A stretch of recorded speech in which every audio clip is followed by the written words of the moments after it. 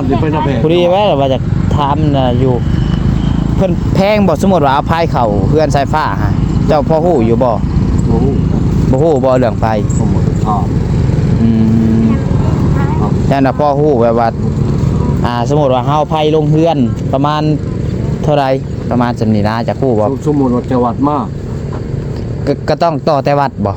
ต้องได้ต่อแต่วัดบ่ ต่อละโตจังหวัดแล้วมา มาแบ่งอยู่หั่นเนาะ กระเซียว ลิ้นบุญกัน มันอะไรนะ เงินไว้ให้ลิ้นบุญเด้อ ว่า อ้าว เออ พ่อบ่ ว่า ฮะ ไอ้พูด หลายโพดบ่เอาบ่ อาคง เอาให้หลายก็บ่เอา เอา เอา10,000ซะเนาะเอา10,000พอบ่ 50นั่นแหละค่ะ จับเอาก่อนเออ แล้ว อันนี้ก็เป็นเงินนั่นผู้ใหญ่เป็นเงินนายเองดอกเงินผู้ใหญ่เพิ่นเหลือจากแป้งรถถีบเจ้า อ่ะ ขี่แล้วบ่รถถีบฮะ ขี่เหล้า ขี่ได้แล้วฮะ ขี่เหล้าเมืองเรา ขี่ต้องแล้ว เลย ขี่อันใครก็เก่าบ่เวียมีแต่ลงมือขึ้น เอาบุญลูกคุณเด้อแม่ก้อย โอ้ย ดีไม่แห้งความคิดจะได้ความไข่อันนี้มันอนาคตใดจะได้สิ่งนั้นจะล้นและไปรวยถึงจะลูกได้นอนหักคนแพงแซ่ จ้าถูก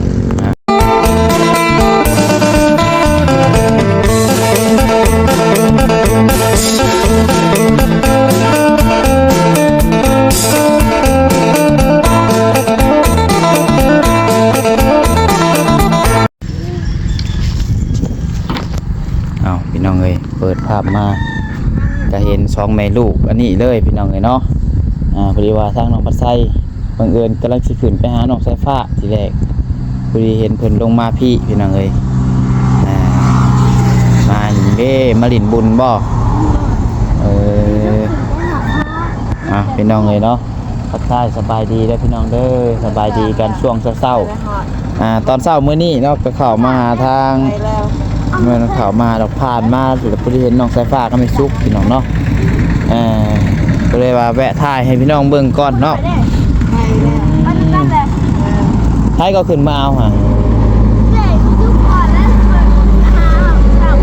ไม่ซุกขึ้นมาหาแต่เช้าพวก เกิดยังไม่ได้อีกนั่ง ขึ้นไปเข็ดได้ขึ้น เชื่อจัก จัก เชียวจักไปกับบุญทวีเอาคือบ่เอาสายผ้าลงมาน้ำซะ แม่ไอ้บอกเชื่อ เอ้าบอกแกว่า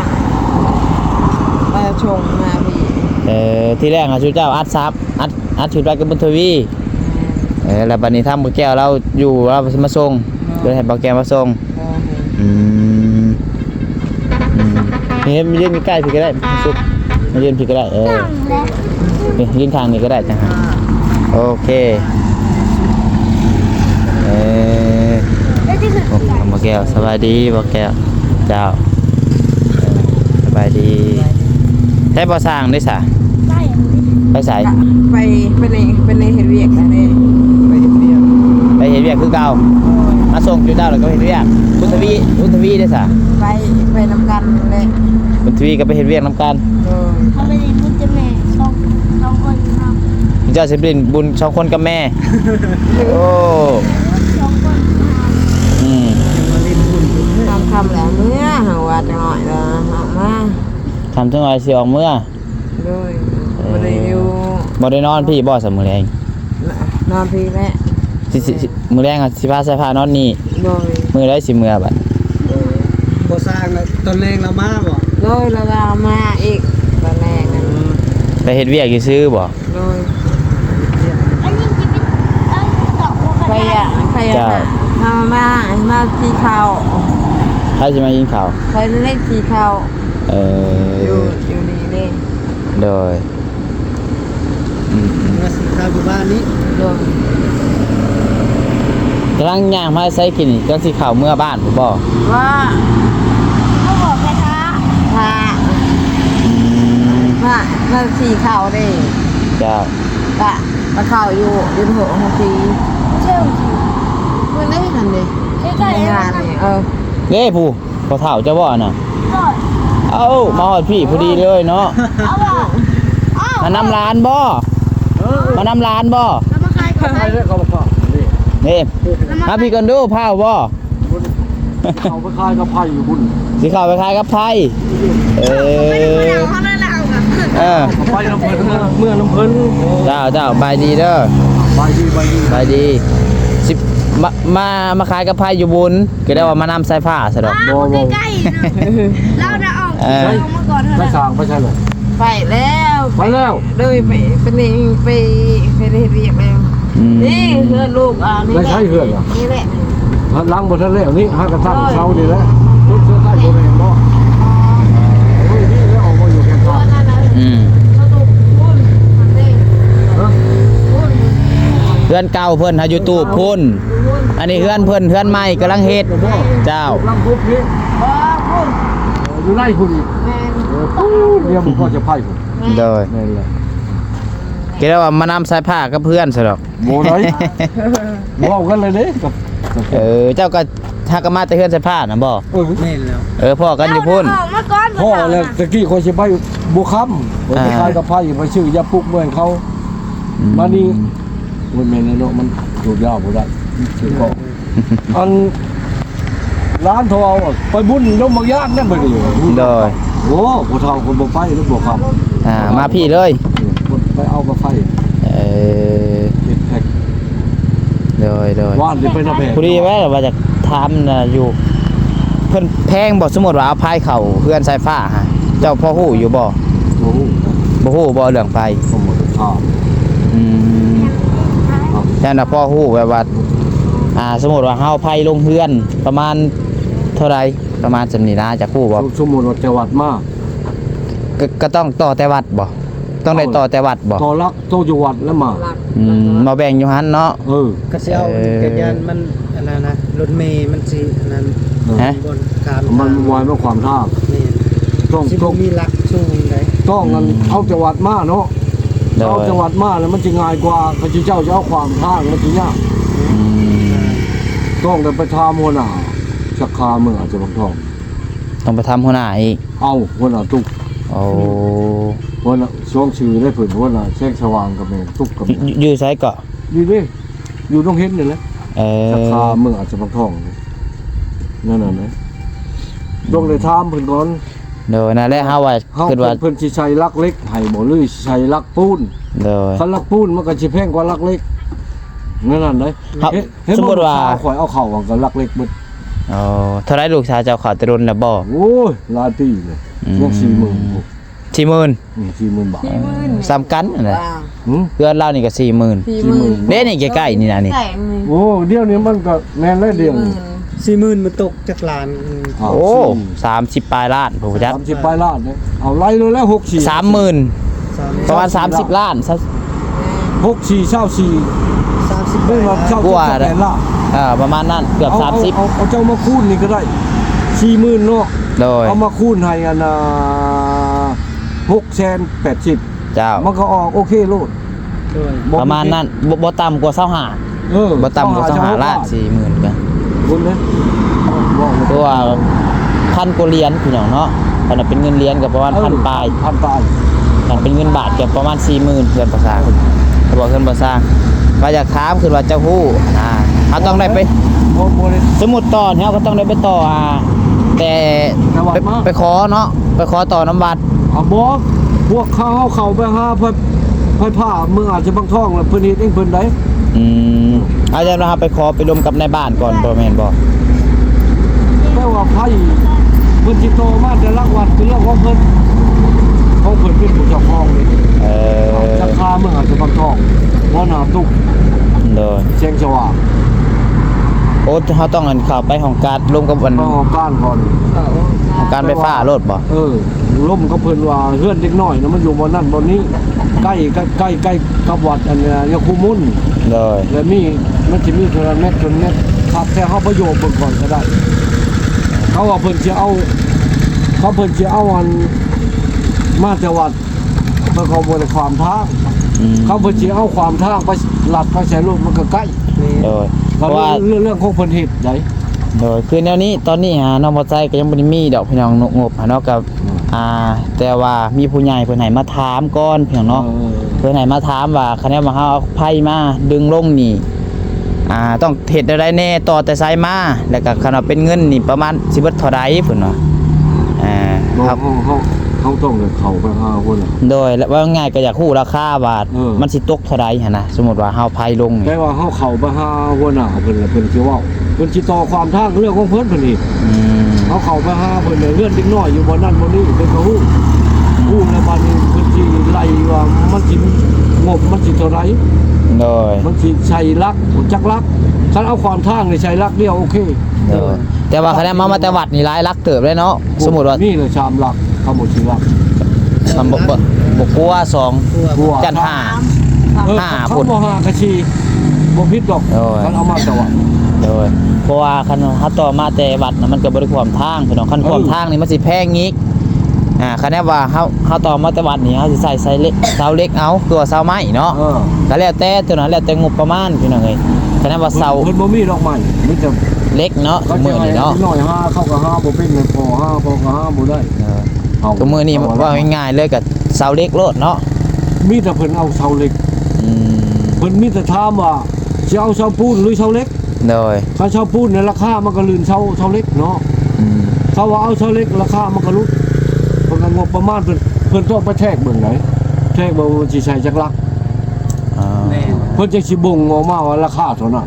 โดย เพิ่นก็ไล่ทั้งชายพื้นชายไผ่เลยไล่ทั้งกงตอกกงเตอร์เพียง แม่น สุดแล้วจะเพิ่นเวียก โดย แน่นอนได้ อาจะมีแต่ว่า อ่า ทั้งเบิ่งพี่น้องเนาะมื้อคือคะแนนว่าว่างๆเลยสิตัวคันประตูว่างอยู่ว่าโจทย์ว่ายังให้เขาไปถามมันคนหน้าเพิ่นให้อะนะ ตามโมน่ะ โดยคนหน้าไฟฟ้าหาแล้วจะเรื่องกับเพิ่นอยู่บ่ซะ ลืมอยู่เด้ คือว่ามีเบอร์มีหยังเพิ่นบ่ บ่มีเบอร์ คะแนนว่ามีเบอร์ว่าอยากให้โทรถามโทรหยังให้หันนะว่าสมมุติว่า มี ไผ จะเบอร์ของก้านนะมันอยู่ในใบเขาเชียงเลย อืม แต่ว่าคักแท้เนี่ยแบบนี้บ่ต้องโทษ ต้องเข้าไปหาเพิ่นโดดเนาะแล้วก็ เข้าไปหาเลยนะ คือคอยต้องการกับเจ้านี่นะ เจ้า คอยต้องเข้าไปคนมีเวียกกับเจ้าคอยต้องเข้าไปเองโลดไปแล้วก็ว่าว่าเพิ่นพังเลยอยากเอาไผเขาเฮือนเด็กน้อยเฮือนเขาอยู่บนนั้นบนนี้ โดย ยังให้ทั้งงานหัวหน้านี่คิดลายเบิ้ง โดย คิดลายทั้งชายทั้งรักทั้งเพียงครบถ้วน โดย ทั้งกระดกกระดาษ อยู่โรงเรียนนี้เนาะ ดูเห็นนี่ เออ คะแนนว่าจะว่างกันคะแนนว่ามีเวลาว่างก็หาแวะถามให้หน่อยเด้อเดี๋ยวคะแนนว่ามื้อนั้นเดี๋ยวสิเข้าไปหาเจ้าอยู่เพื่อนคันว่าจะถามให้ถามแต่ราคาซื้อแบบว่าเน่งมานั่นนี่มันสิเบิดเท่าใดหั่นนะแล้วจะพูดว่าประมาณนั้นซื่อแล้วบัดนี้เรื่องอื่นแล้วสิร่มเอง แปลว่าเขาต้องทำช่องความ โดย ถ้าเอาความทางนี่ก็ ได้บ่เลยสิประมาณเท่าใด เรื่องว่าบ่ได้เลยสิเอาจังหวัดมาได้บ่ เดี๋ยว ทำช่องความเท่านั้นจบ เจ้า แม่น บ่ทำลาย สมมุติว่าเฮามาแต่บัดนี่สิเบิดเท่าใดสมมุติว่าความทางนี่เบิดเท่าใด คันตัวใดถือกว่าเลยเอาเสียตัวนั้นนะความหมายประมาณนั้น เพราะว่าเขาก็ยิ่งสงบเฮา โดยเพราะว่าเงินเท่ากันยังบ่มีว่าง่ายๆกันเนาะ แล้ว แค่เพิ่นให้มาถามเบิ่งซื่อ โอ้ยจิบุทันมึงเป็นเรียนเรียน60 อืม ปี เฮาก็คอยแลนบ่ได้แลนไว โดย มากกว่าเว ว่า เอา บัด กับ ใส่เห็นเอาใส่ บอนทางเวบ่เห็นกาว ไปเรียนใช้ บีบแกน้ำก็บ่ทัน บ้านนี้จะแพง กาแฟก่อนกับใบกาแฟก่อน อืม ไปบุญนะ แก่จนรีดเอาไปใส่ที่เกลือรั่วไหลเลย เออ บ้านนาเอ็น่ะ คิดว่าตำรวจไล่ได้ ตกใจบ่เดี๋ยวบ่อนจอดเนาะเขาบีบแกชุดทาง เขาบ่ต้าไปทางใดบ่ต้าบ่เว้ย บ่ฮู้คือกันเด้อตัวนี้ ไปเรียนมันเนาะ แม่นเรียกใครเรียกมัน เขาบอกนี่ก็จะไปทางใด โดยบาลีพุ่นแหละหน้าแพกนี่จังพุ่นแหละ หน้าแพก โดย เขาก็ไปหน้าแพกว่า อืม เจอกันแบบยังเพิ่นบ่ได้เข้าไปโม่ไปทาน สายไพ่สายไพ่กับไพ่เห็นอยู่เพื่อนนะยังจะกลับเชียร์เบิดเลยบ่ เอามื้อนั้นก็บ่เราเอาให้ อันเสียอะไรได้ เอากระเพรา เอามาให้เนี่ยไปจุดหนุนไป10กับ 10กับ เจ้า 8กับเอา8กับ2,000 8กับ2,000มันสิเป็น5,000กับ10กับ เอามารถเท่าไรก็เอามารถ10กับก็ได้8กับก็ได้ ไปฟาดตากแดดก็หำฟาดตากแดดมันแตกนะ ฮะ มันแก๊สนี่ เราขายกับไพ่พี่น้องเนาะว่าซื้อให้ตลอดนั่นแหละสายฟ้าหัตถกา หมูนี่ ซื้อไฮไลท์กับทีมพี่น้องเนาะทีมไปน้ำ ร้านนั่นปะตากแดดมันสิแตก เดี๋ยวซื้อให้อีกบัดนี้ก็แล้วแต่เพิ่นแล้ว หมูที่ จะสิทีมอยู่ใช้ก็แล้วแต่ ซื้ ซื้ อ อ บ่ให้เพิ่นปะตากแดด โดย มากขึ้นนี่ไว้แล้วต้องเห็นบ่เขาเห็นเรื่องบนทางลงน้องไทยเขาก็ซื้อ2-30,000 อืม ชาวบ้านโป่งโอ้เราออกเจ้ามันคือขายสึกเถอะ เจ้าเขาไปขายแม่บ้านโป่งว่ะ โดย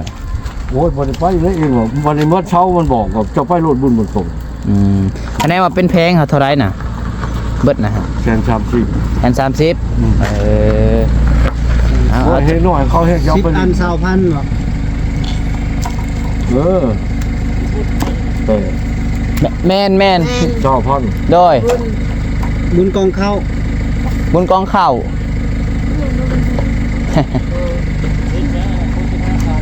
โฆษณาขายกับไผ่4 อันเช็ด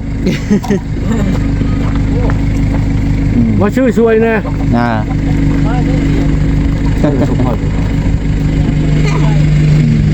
4 อัน 10,000ถืออยู่ได้เนาะ 4 อัน 10,000 2,500 อัน2,500เบิ่งครับสิโทรถามแม่เฮาก่อนจังว่าเราอยากได้อยู่จักเป็นกลับกันมึงเถื่อสิอุดหนุนซอยอันพอตู้เราจะกลับแม่เฮาก็ขายเครื่องคือกันเดี๋ยวสิโทรถามเพิ่นก่อนกลับ1อ่ะ130,000 เส้น30,000 อันมีจักอันบัดนี้ มี50 เมื่อเขาเจ้าขายกับ5,000ก็กำไรครบๆอยู่เลย โดยเดี๋ยวจังหน่อยสิโทรถามแม่ตัวนี้เท่าไหร่ก็10เนาะ2 4 6 8 10 เจ้า5,000 10 อัน5,000ซื้อให้เพิ่น เรียนอยู่ในเฮือนนั่น อ้าวตัวตัวญี่ปุ่นไอมาแล้วพี่น้องเนาะตายสายฟ้าแค่รถนี่ บนชื่อแพทย์ปิดปากจับ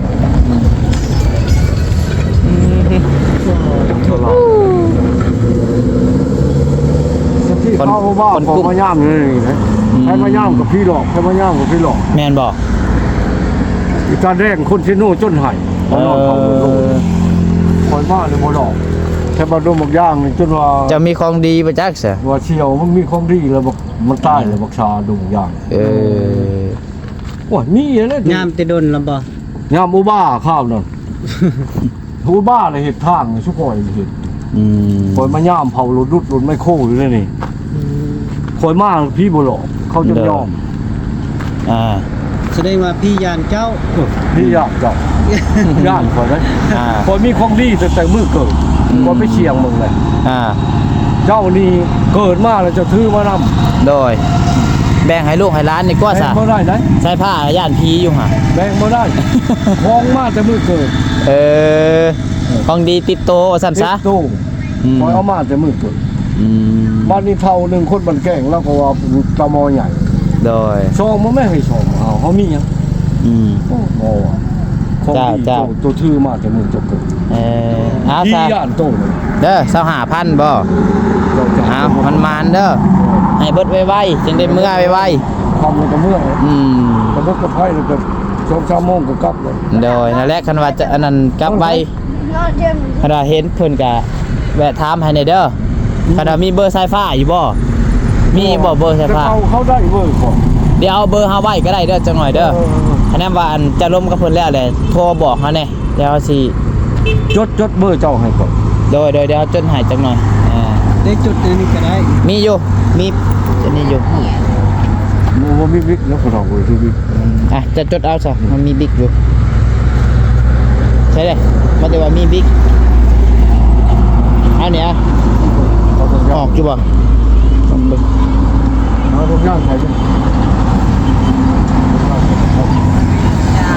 โอ้นี่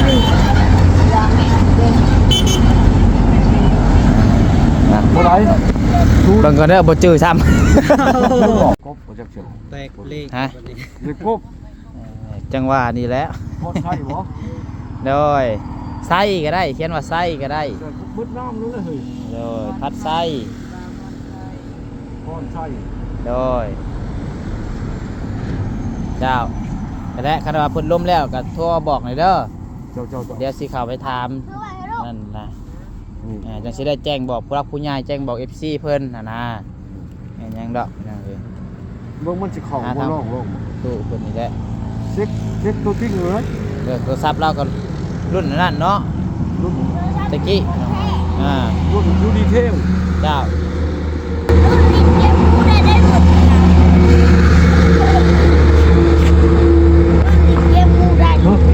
เก้าเท่าไรก็ลืมเอาเข้า เบิ่งในจี้หาเฮาก็บ่เจอ เพราะว่าเปลี่ยนเบอร์ใหม่ตลอด เก้าห้าหก โดย เก้าห้าหก แม่แม่ เบอร์ตัวนี้ก็ถูกได้ ทอง โทรศัพท์ก็อยู่เพื่อนนี่เด้ ทอง864 เพราะว่าอัน เอาแต่เบอร์มา โดยโทรติดก็ได้แล้วบ่เป็นหยังดอกคันโทรติดก็นั่นแหละ เช็คคนแม่น้องเสือบ่ติดด้วยจ้ะ เพราะว่าเบอร์ตัวนั้นน้องบัดไซเปลี่ยนให้ผู้สาวใช้แต่บัดนี้ เข้าเลย เอาเบอร์ผู้สาวมาใช้เพราะว่าน้องบัดไซเติมเงินผิดพี่น้อง เข้าแล้วนะ คือว่าโดยติดแล้วก็ได้แล้วพุ่นเบอร์โทรศัพท์อยู่พุ่น โว้ยจะบอกจะบ่ดักแล้วนี่ ติดแล้วก็ได้แล้ว โอเคเพราะว่าเบอร์หาดอยู่พุ่น ขอบใจ โดยแต่มีหยังก็โทรหา เออ ขายสั่งจัดเราประทาผลข้าวขับไปขายเครื่องขายกองเดี๋ยวสิรวมกับช่องไฟฟ้าผลจังหน่อยเดี๋ยวตามไปเด้อ โดย แต่หลายๆเดี๋ยวคันวาอันนั้นสิเข้าไปซื้อน้ำ คุณแล้วมาเจอกันตัว เจ้า นี่ดีว่ะ สายผ้ามาลิดบุญพี่น้องเนาะ นี่เลยว่ะ เอ้าบุญมีจังได้เฮือนเสาแจวหั่นน่ะเนาะบุญอยู่ไสบุญน่ะ อยู่ในวัดเลยบ่ แม่ เออ จังหวัดน้อยนะ เออ อืม ป้า มาลินบุญมีเงินเท่าไหร่ฮะได้เท่าไหร่เงินมาลินบุญบ่มี ของเงินมีทุกข์นะ เอ้า มาลินบุญบ่มีเงิน ของเงินแม่เนี่ย เอ้ยเห็นได้บัตรเอาบ่เอาเท่าไหร่50 หาเจ็บคอแล้วอะไร อืม เอาละเดี๋ยวมาที่พอแล้ว แม่ บ่มีติดตัวจะกีบเลยบ่ ของเงินแม่ทุกข์แล้ว สิมาขอนะแม่ซุกมาตูดแม่ซุกมื้อนี้ ดอก เอ้ย ไม่ถาม แต่ว่าแม่ซุกไปฮับไปหุ้นในตู้น้ำลาวเลย อืมเด็กตู้เนาะ ถ้าทางเราบริภาคผู้ใหญ่ครับ อ่า เมียตัวนี่มัน เล่ง ชุด แล้ว ของเป็น เล่ง ทิศหนึ่งเลย แล้ว เรียกแม่ โดย ประตูจะมีชุดเขาเป็นทิศหนึ่งเลยเมื่อนี้ก็เลยมาตูดเล่าหายตูด ไปก่อนเด้อพวกเรา โดยไปจังหวัดกัน แม่ได้ชาพันนี่ค่ะจ้า อ้าวนี่ใช่เชน เขาสร้างไม่ได้หายจับ เชนหนึ่งเว้ยตัวลูก อืมสั่งให้100,000เอาซะพอดีแหละไปลินบุญกับเงินไว้ให้ลินบุญเด้อ ว่า อ้าวพ่อบ่ ว่า ฮะ พูด หลายโพดบ่เอาบ่ อ้าว เอาให้หลายก็บ่เอา เอา10,000ซะเนาะเอา10,000พอบ่ หาเจ็บมันแหละฮะ จับเอาก่อนอันนี้ก็เป็นเงินนั่นผู้ใหญ่เป็นเงินนายเองดอกเงินผู้ใหญ่เพิ่นเหลือจากแป้งรถถีบเจ้าขี่แล้วบ่รถถีบฮะ ขี่ได้แล้วฮะ ขี่เล่าเมืองเรา ขี่ต้องแล้ว เลย ขี่อันใครก็เก่าบ่ เลยเขาจะไปถ่ายห้องมือถือ ไอ้ผากรถโดยสารไอ้บ่ได้ไปหายไอ้ผากน้ำหมูให้ตอนเช้ามื้อวานนี้ไปหา โอ้อันกระบุดบรรณาไปทางไหนเดี๋ยวเลย เพิ่นอยู่บ้านเพิ่นบ่ได้สู้ออกเคลื่อน น้องนะน้อง โดยโเออ้ยน้องกินบุญร้ายบ่ได้กินแค่เป็นที่ปากจับ เจ้าก็ขี่ไม่ไหวหรอมันจะคง อืม เขาบ่เรื่องข้างต้นคุ้ม เอาพี่น้องเอ้ย เดี๋ยวละ ไปลินบุญลินชินกระเบิงเด้อระมัดระวังเด้อปล่อยไปปล่อยมาคนหลายเด้อืมคนก็เริ่มลังเขาพี่น้อยสิคุณควันกุ้ม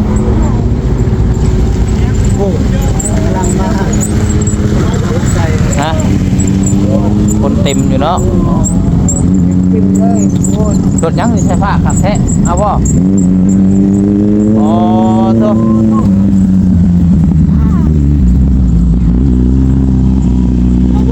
แท้โอ้โอ้คักอะลีนี่บิ๊กไบค์พุ่นน่ะเนาะขี่บ่แค่ว่าขี่ยันปิ้วตลอดเลย ยันเลือดตะแคว เออ ไอ้พี่มันวาดแล้วพาไปสิเลย โอ้พอได้เนาะเอาซะไป ไอ้พี่ไอ้นอนนี่แหละว่านี่ อืม ในเมือง โดย พี่นะมันนอนนี่หรอ เข้าไปบุญ ให้ไปส่งบ่ก็สิเขาก็เบาแก้วบ่คือนั่นใดให้ไปส่งบ่ บอกอยากจะราคาเบียดสิ เสือกซากบ่ ไอ้คนใจนะพาไป พาไปไปก็ไปแล้วซะ แต่น้ำกันเบิด มากันก็ได้ เนาะ พี่ชุกกับขี่น้ำบอกแก้ว ที่ให้ใบมะนาวไข่ โดย นะ เข่าได้ซีแหละ เอาซะพี่น้องเดี๋ยวจังว่ากันตอนนั้นมีแต่ ตอนค่ำมาเอา นบมือขึ้นแล้วขอบบุญขอบคุณเพิ่นเด้อตัวรถถีบก็ยังบ่ได้ขอบบุญเพิ่นซ้ำขอบคุณเพิ่นซ้ำเพราะว่าเพิ่นแป้งรถถีบให้ก็ได้ เอ้าเจ้าเหมือนมาหาเลย แม่ก้อย ไม่ค่อย โดยผู้แปลงกถีบกับผู้เงินใหายนี่แหละเป็นหายอ้ายเอามาหายแต่ว่านเนี่ยบริขึ้นไปไอ้คาเวียมีแต่ลงมือขึ้น เอาไปดูคุณเด้อแม่ก้อย โอ้ย ดีไม่แห้งความคิดจะได้ความไข่อันนี้มันอนาคตไกลจะได้สิ่งนั้นจะต้นและไปด้วยขึ้นยาลูกใต้นอนหักคนแพงแซ่ จ้าถูกพี่น้องเนาะเอาโอเคเลยพี่น้องเด้อสำหรับคลิปนี้ก็ลมเรื่องไฟฟ้านำพอเฒ่าเพิ่นแน่พี่น้องคือว่าเพิ่นฮู้มีแต่ว่าทางน้องภาษากิใช้เพิ่นไปถามให้ก่อนเดี๋ยวคันว่าเพิ่นแจ้งราคามาว่าประมาณเท่านี้หมื่นเท่านี้หมื่นแล้วน้องภาษาสิมาแจ้งบอก FC แล้วก็บอกผู้รักผู้ใหญ่นำกันพี่น้องเนาะบางเทื่อตอนนี้ก็ยังบ่ได้เปิดสมทบดอกเนาะเพราะว่าเฮาก็ยังบ่ได้ฮู้ราคาพี่น้องเอ้ยเดี๋ยวถ้าฮู้ราคาแล้วคงก่อนว่ามันสิเบิดเท่าใดเดี๋ยวเฮาจังว่ากันเนาะพี่น้องเนาะเราจะคุยกันอีกเทื่อนึงพี่น้องเอ้ยให้สภาพเพิ่นไปดินบุญก่อนบัดนี้เนาะไปเด้อจังว่ากันเด้อพี่น้องเด้ออยู่ดีมีแฮงบ่สุขคนผิดพลาดประการใดก็ขอโทษขออภัยนำไม่หลายส่งมานร่ำรวยขอบคุณขอบคุณผู้รักผู้ใหญ่เนาะที่ซอยเรือสายผ้ามาโดยตลอดพี่น้องเอ้ยสำหรับคลิปนี้ก็ลำลาไปก่อนแล้วสบายดี นี่